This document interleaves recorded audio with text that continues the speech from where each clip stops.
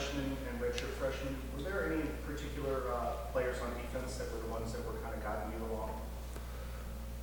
I would say Justin Belknap a lot, and then I got help from a lot of coaches, so I appreciate all the work that they helped me with. So now that you're in that kind of position and you're seeing all these younger players jumping in, does that add more responsibility on you to be like, okay, this is what you should be doing? Yeah, it does, because when I was a younger guy, there was a lot of guys that helped me out and helped me with the little things I may not know yet. So now that I'm one of the older guys, I want to be able to help these young guys be successful when they get in the game. How do you think some of the younger defensive linemen have done so far? I think they're doing good. Deuce Lane and Deuce Davis, they got in the game in Utah, and they did some great things, and I'm proud of them, and they're just going to continue to get even better. What did you tell Ty, who the last couple of weeks has made his first few starts for you guys? Seeing him going to that starting role as a freshman, I'm sure you were in a similar situation, probably got nervous as well. Yeah, well, he's a smart kid. He's also a great athlete, so he's played outside and inside. So he's had to learn quite a bit, and he's developing fast, and it's great to have him out there with us and making plays. In what areas has he developed from when he first arrived here until now? I would say just playing with lower pad level and recognizing what type of blocks he's getting and how he can shed early and make the plays he's made against Utah. I'm sure that neither of the Deuces is as big as they want to be, and that was a battle that you fought throughout your career. How hard is it to go out there? I don't know what they weigh, 220, 225, and battle 300+ pound offensive lineman? It's hard, and when you're not quite as big as some of the other players, you have to play with great technique and low pad level to be able to deal with playing against heavier guys. So I think they're doing a great job, and they understand that they have to fight, and they're going to continue to develop and get stronger and put on that weight and become great players. DJ, how would you describe the process of getting in shape as late as you arrived here? When I first moved here, it was just different according to the weather. But after a while in the program, they got me right. So. Did you feel like when you first started, like, man, I'm just like a little behind? Oh, for sure. And I knew that just from, like being off in the summer. So I just had to come in here and work. So. What were you able to do in the preceding few months? Were you just basically focused on school and working out on your own? I was traveling a lot to school because I no longer lived in Tallahassee. So I would do school and little workouts here and there. Were you living at home? Yes, I was. And how far of a commute was that? That was like a 6-hour drive. Each way? Yeah, it was. Yeah. How often did you do that? Every Tuesday. Every Tuesday? Every Tuesday, yeah. Okay. So it must have been hard to find time to work out as much as you could. Not really. I just literally took Tuesday off, so I would go up there Tuesday and come back after class. So, I really had all the time I needed. What did you listen to on those 6-hour drives? I probably went through 3 different things, 3 different artists, so I don't really know.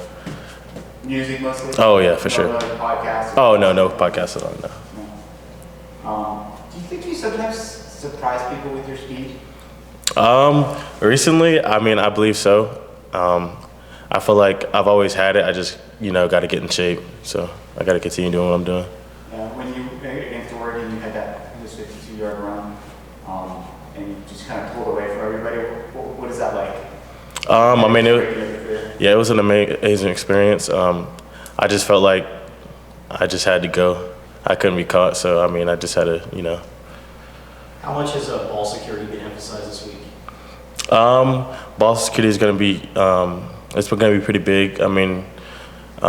Looking back at the recent game, we turned the ball over too many times. So we just got to keep doing what we're doing. What do you attribute that to? Is that just weather? Ball's just really slippery? You could say a lot of things, but we just got to zone in on ball security for sure, and just get better at that. Was that the coldest game you've ever played? Oh, for sure. What was the next closest? I played in Boston College. It was probably about 50s. 50s? So it wasn't that bad. Nothing like No.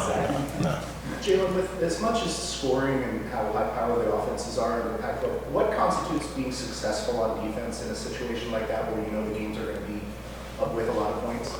I think we just have to get stops, focus on one drive at a time. We can't focus on the next one or the one before. We just have to focus on getting off the field, whether that's holding them to a field goal or no points at all, because we know we have a great offense and they're going to score. So we just have to get stops and mainly affect the quarterback. Jalen, are you frustrated that the sack production hasn't been there, whether it's for you individually or for the team as a whole, that you guys just maybe aren't getting home as much as you'd like? I'm not too focused on that, so I'm focused on winning games, and we're all trying to get better each week. And one of our goals as a group on the D-line is affecting the quarterback, so that's just something we're trying to improve on week in, week out.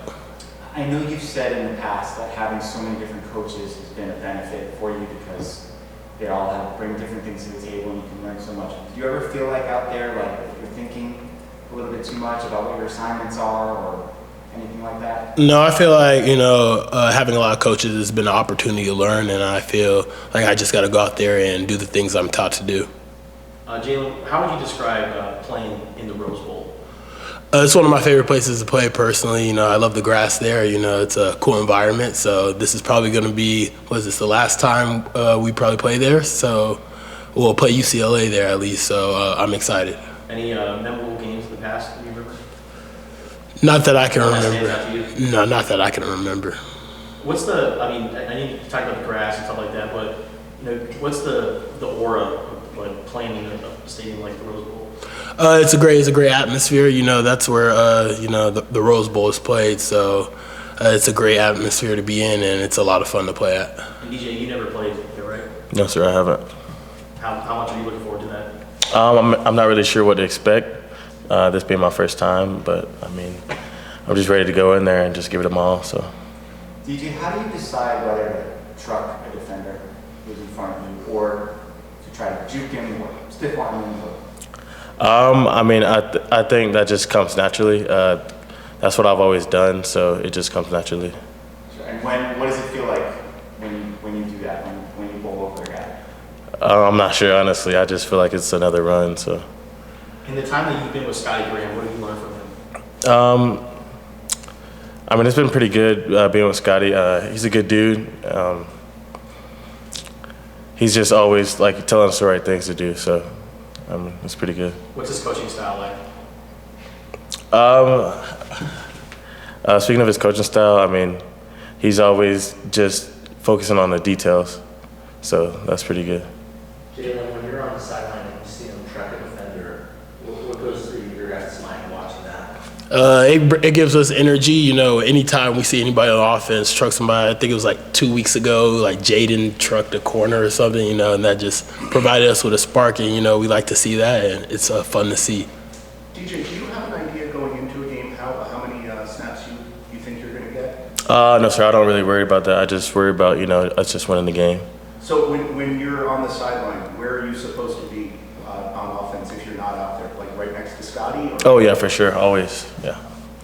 Jalen, you're often in the crosshairs of the zone read plays, that guy who has to decide whether to go after the mesh point or hold your ground. What are your keys in that situation? Because you're probably going to face that against DTR this week. We got to be able to recognize that who the threat is at the time and what my responsibility is, whether that's I have quarterback or running back. So just everybody doing their job, and their quarterback, he's a great athlete, and he gets outside the pocket, he's gonna make us pay. So we just got to focus on doing our job. Where are your eyes on a play like that? It depends on the play, so it just depends on what our coach wants us to do this week or the next week. So that's all.